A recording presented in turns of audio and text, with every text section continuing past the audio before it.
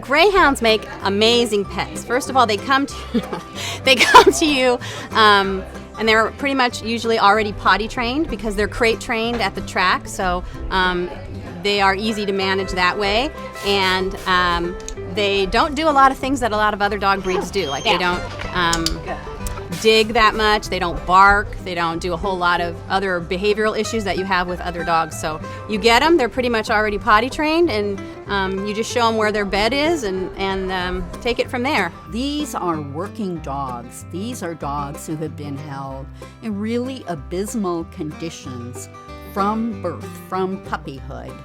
They're sort of a mandatory retirement at age 5.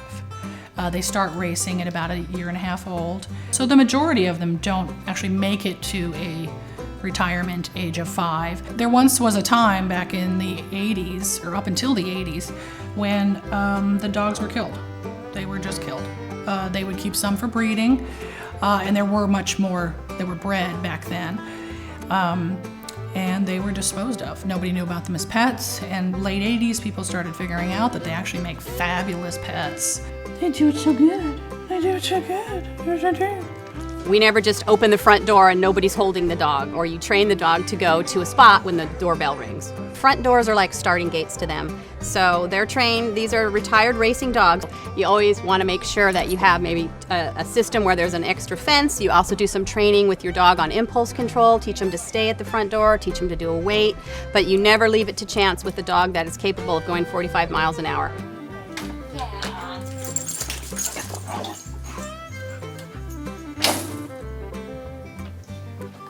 It's been such a joy.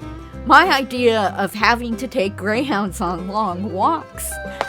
I would pick up the leash and he would look at me from the sofa as if to say, "Have a good time, let me know when you're home."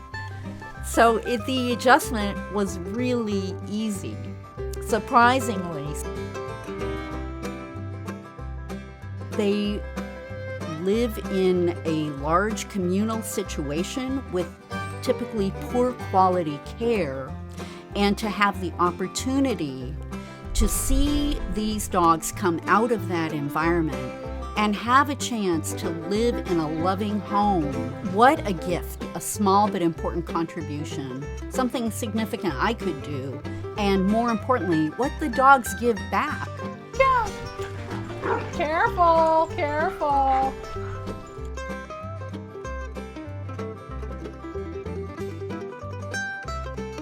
It's usually a pretty easy transition, amazingly enough. I mean, we're not talking about a puppy that's coming into a home. We're talking about a dog who's grown up, been raised, and trained, and that's it. You know, people think that they're just going to be running around all the time, and they really aren't, because they do spend so much time sedate and not doing anything.